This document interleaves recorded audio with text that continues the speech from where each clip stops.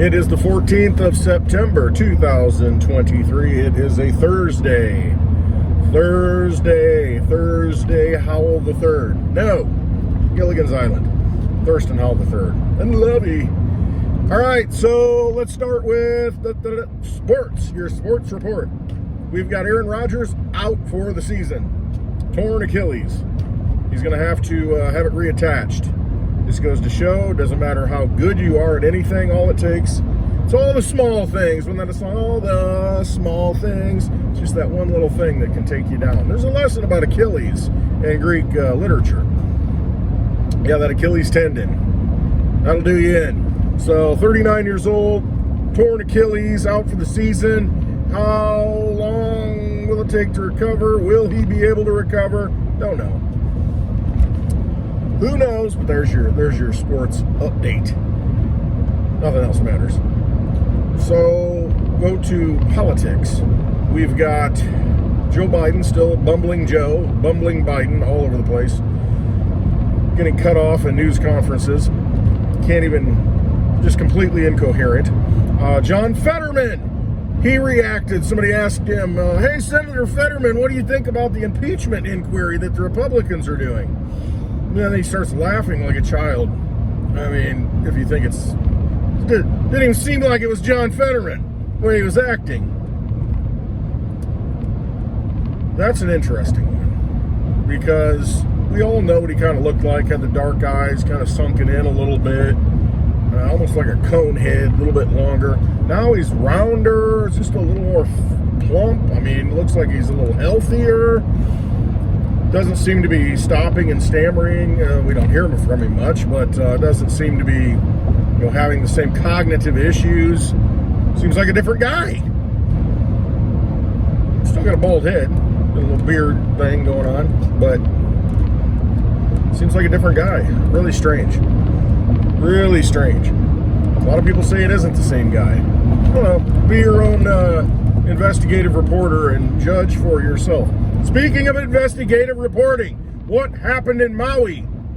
Apparently, James O'Keefe, the guy that was from Project Veritas, now I don't know what it is. It's got another news channel now that he does, and does undercover investigative work. I think he's going to be dropping some videos with the Hawaiian officials, government people, about what happened there in Maui, maybe today, tomorrow. So that should prove interesting. It's all about getting to the truth. I mean, it's just like complete media blackout of what happened in Maui. Nobody's talking about it. You don't have any reporters. The ones that are out there are independent, investigative journalists. And what I mean, they're not backed by big money. Independent. Not part of the mainstream Mockingbird media. Hashtag MMM. Yeah, that works. So not part of that. So you need to follow those people and watch those people if you want real information. Basically, we are the news at this point. You can't rely on all these big machines, these corporate entities to give you the news, because, okay, here's an example.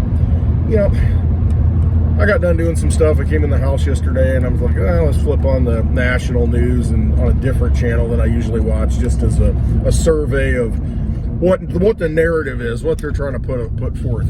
And I swear, I got hardly any news. There's so many commercials. It was like a tease twice on the Aaron Rodgers thing. Well, we'll see what this means. Like, okay, what's it mean? What's it mean for the future of the NFL, Aaron Rodgers? That rabbit almost got hit up there. Holy cow. So what's it mean for the future of the NFL? Well, my voice just cracked.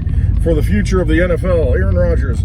And then it goes to commercial. That comes back in. We'll be back. They cover one story. We'll be back with Aaron Rodgers. But the commercials, of course, it's the big ones are the pharmaceuticals. I mean, that's really what it is. But I mean, I got the impression that, are they reporting anything? It seemed like it was just there for the commercials, for that propaganda. Anyway, so yeah, it's hard to watch the news because you don't get any news, and it's all just scripted. It's all, what's the narrative going to be? Oh, it's safe and effective. Get ready, here it's coming. Somebody else said that, who was it? The one dude, I can't think of it. Sky, something Sky, Chris Sky. I think it's Chris Sky. You've seen him before if you know him. He's kind of got big white teeth and, you know, tattoos and tan. And he was talking about, anyway, social media famous, talking about what's coming, you know, what they're going to do to us. You know, they're going to keep you masked up forever and this and that. And so he's saying that he's got insiders that have told him at airports, multiple international airports, to be prepared. It is coming. Be prepared for lockdowns and masks. It's coming quickly. I mean, and Alex Jones predicted this like 3 weeks ago. So this stuff is rolling out. It is happening. It's just, that's what they're going to do. That's the old game plan. They go back to the same things that they think worked in the past. Problem is, you try it enough, and pretty soon people get wise. It's like, fool me once, you know, shame on me. Fool me twice, can't fool me. I won't get fooled again. I can't be fooled. George Bush, remember that? Or George W. Bush couldn't say it. He said, fool me once, you know, shame on me, shame on you, shame, lots of shame. That's a shame. So yeah, he had a problem with that. But more people are waking up to where it's difficult to keep pulling the same ruse. I have to slow down up here. Somebody's pulled out in front of me. I have to. You can't keep doing the same thing because people just, okay, I've been through this before. Most people, I shouldn't say that. A lot of people will fall for the same trick, but a lot of people say, I'm not doing this again. You know, I got my hand burned on the burner. I'm not going to do it again. I'm not going to stick the fork into the electrical socket again. You know, those are things that once you learn it, you learn it. And that's the same thing with this pandemic. So Pandemic 2.0 is coming out. They've released the booster shots, you know, annual boosters now. See, it's annual boosters now. Now we need annual boosters for whatever strain of COVID, which we've always lived with in the past, and it was never an issue. We just happened to test for it last time. And of course, you know, test anybody at any time, they probably got COVID in their nose or something. You know, they got some flu virus floating around. I remember I went in and got the flu virus test, you know, years and years ago. And they took the little swab, and I'll never do that again. But they took the little swab, and they came back and said, well, I mean, it kind of looks like you're positive, but we're not really sure. So here's an antibiotic. All right, so you don't know, it's not definitive. He's like, well, no, it looks like, you know, it could be, and, you know, it probably is, but I'm like, what does that mean? It's either you're pregnant or you're not. You got the flu or you don't. You got COVID or you don't. But no, that's not how these tests work. No, they work based on, well, there's so much of this and that, and you know, it's just like the HIV thing. I think that's another scam. Because, you know, with the HIV, from what I understand, what they do is they test, what is it? I don't know, antibodies or, you know, how T cells or I don't know, whatever the crap it is. They've got this formula to where it's like, well, it looks like your immune system's low, so you probably got HIV. And then you go back and it's like, oh, it doesn't look like you have HIV. Yeah, I'm like, what? What are you talking about? So anyway, multiple sclerosis, there's a lot of other diseases like that to where it's not a definitive test. It's one of those, well, you've got all these markers for it, so you probably have this. I'm like, what's that mean? And I've seen this with a lot of people I know. And I'm like, you either have it or you don't. Well, you have symptoms of it. Okay, so it's a lot like that with the COVID test. You know, it looks like you've got it. It's very wide ranged, and you know the symptoms are there. You know, okay, you got it. So you mark it down, you get paid, get your free vax. You know, get all this stuff, and then we count it in the records, and then they can tallies. Was I was going to say records and tallies, rallies, combining words again. Slow down a little bit, be more deliberate. So you've got all these false numbers out there. And so what happens is with all these false numbers, you know, the politicians run with it and say, oh my gosh, look at what happened here. And of course you've got complicit, you know, CEOs of hospitals that aren't doctors or anything. You know, they're just business. It's all it is running a business. So you got with the nursing home, same thing. You got business people running things. You know, it's not medical practitioners, not people that really care about people. It's people that, you know, just numbers, money. And so you got all these people in power like that, controlling things. All it takes is the one person at the top to issue a mandate to go along. So the governor would come out and say, look, these numbers are horrible. We need to do this. And so, all the schools are affected. And, everybody, all these union leadership, people go along with it. And the teachers goes, oh, we don't have to go to work now. And then the administrators, they get paid the big salaries. And, well, you're not going to get money. You're not going to get funding for your school if you don't go along. Well, okay. Weak people.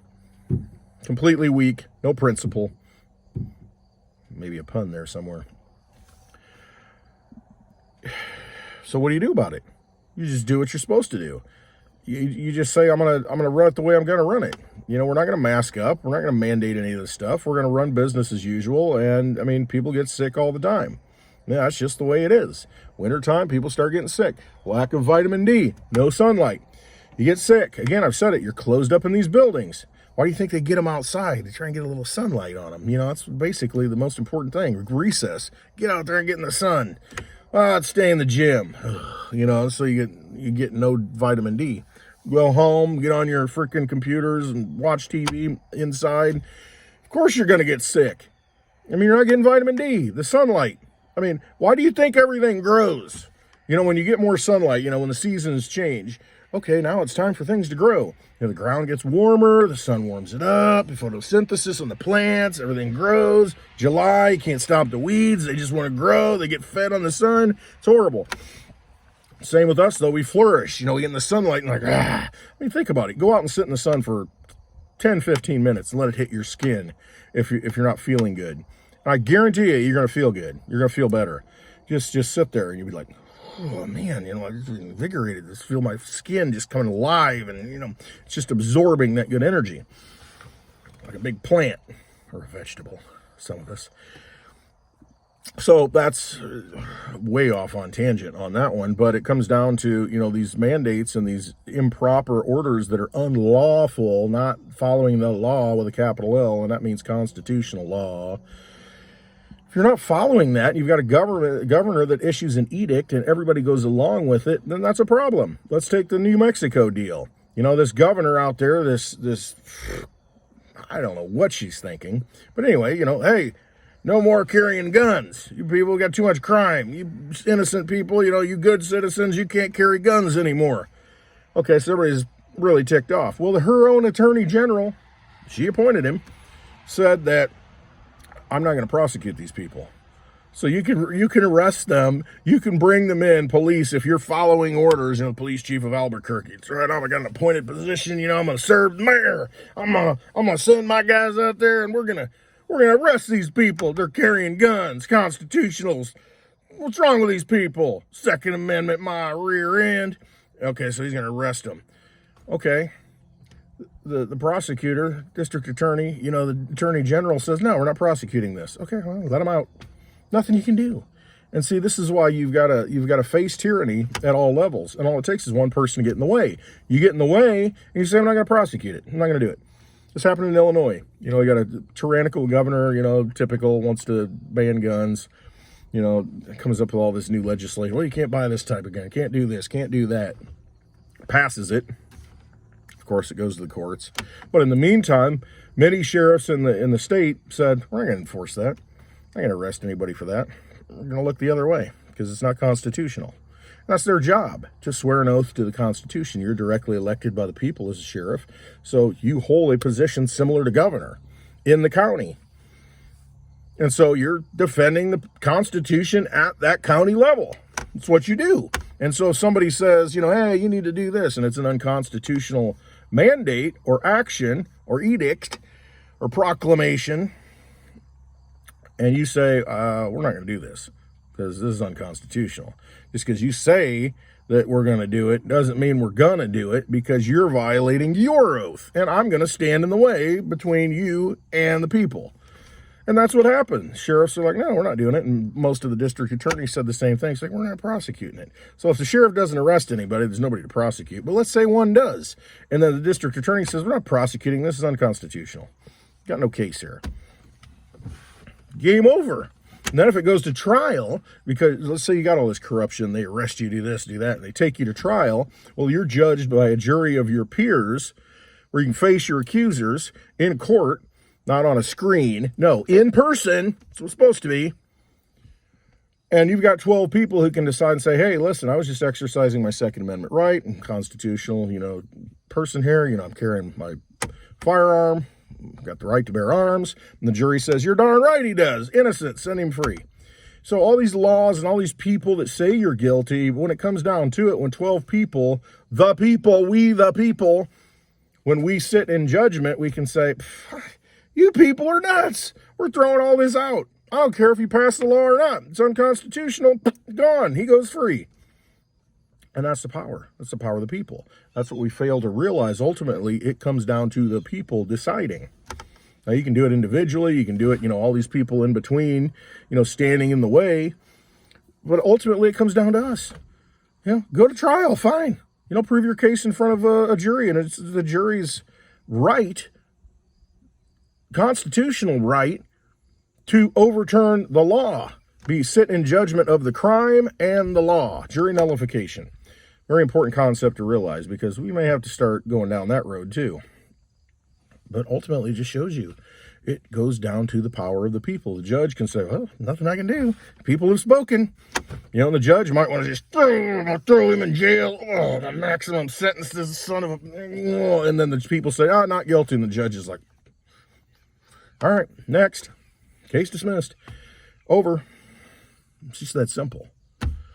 So you fret about all this crap, and argue about, you can't say that to me, you can't do that to me. No, you're right, you can't. So it's not even worth arguing about. It's like just not answering questions and walking away. So whatever. I'm not playing. So no, it's a good thing what happened in New Mexico. It's a good example. It's a good example of what happens when people abuse power. I mean, that's a perfect lesson on display that we should all learn. It comes down to the people's pushing back and saying no, and then the people who are making decisions in government swearing an oath to the Constitution to abide by that. And even the governor telling the governor, no, I mean, what you did, it's overstepping. I'm not prosecuting it. Hey, you overstepped. I'm not arresting people for that. And at all levels, I mean, see, it just takes a few good people to do that and to say no, and then, okay, that goes away. And it's gone away now. Federal judge even said, you can't do this. You can't tell these people you can't carry these guns. Give me a break. So don't get discouraged is basically what it comes down to. No reason to get discouraged. I mean, watching this theater, all this movie play out, yeah, it's frustrating. Yeah, it's upsetting. Yes, people are losing their lives and their livelihoods. So let's get this thing over with as soon as possible. It just takes people waking up, though. Waking up to the fact it's like, okay, I'm done. I'm ready. All right, well, you guys have been talking to me about this for 4 years, 8 years, 30 years. Okay, I get it. I get it now. I'm awake. Now what do? Let's get these tyrants out of here. Move them to the side. Shuffle them off. Hey, one of them's gone. Mitt Romney. Complete swamp creature. I mean, just part of the problem. Mitt Romney. Two-Face. Yeah, he'd be that Two-Face guy in Batman. I mean, just a slime ball. I mean, that's my opinion. I mean, it really is. Him and frickin' Lindsey Graham. I mean, they just blow with the wind. And I can't. I can't with these people. I mean, nobody's genuine. Nobody's real. They just play to the narrative of the moment, the zeitgeist, and go with it. And it's just... they're so artificial. I mean, they're such fake people. How do you not see that? I'm just waiting for people to wake up and see that, and then we can move on. That's all I'm here for. Waiting for the move on moment. Let's move on. But y'all got to wake up. You got to realize that this is going on. And I know it takes people longer to wake up, but that's it. I think the Rand says the ox is slow, but the earth is patient. So maybe that's an appropriate analogy at this point. All right, it's Thursday. Come hash it out with us. Let's hash it out at 4 p.m. Central Time on Blind Dave's channel. There is a link in the description. I want to talk about the G20 a little bit and how the G20 in their latest meeting they were talking about they want digital currencies and they want IDs for everybody. I assume a digital ID, but we can hash that out on what that means later today, 4 p.m. Central Time on Blind Dave's channel. All right, hope you have a wonderful Thursday. I love you all. Don't trust these vampires. I mean, that's all they are. They have no power. You give it to them. Choose not to give it to them. That's all you got to do. Don't give it to them. They have no power. We, the people, do ordain and establish this Constitution. Realize that government did not exist until we breathed life into it. You know, we can take it away. So don't give them the power. We gave them the power, manifested it into existence with the Constitution, with words, and we can, with our energy, which words, energy, put into, and create something, we can just withdraw that. I mean, they become vampiric. Okay, we're not going to feed you anymore. And so you don't feed it. Determine how not to feed it. That's the key. All right, love you all. Have a wonderful Thursday. Let's see you on Hash It Out later today. Trust yourselves.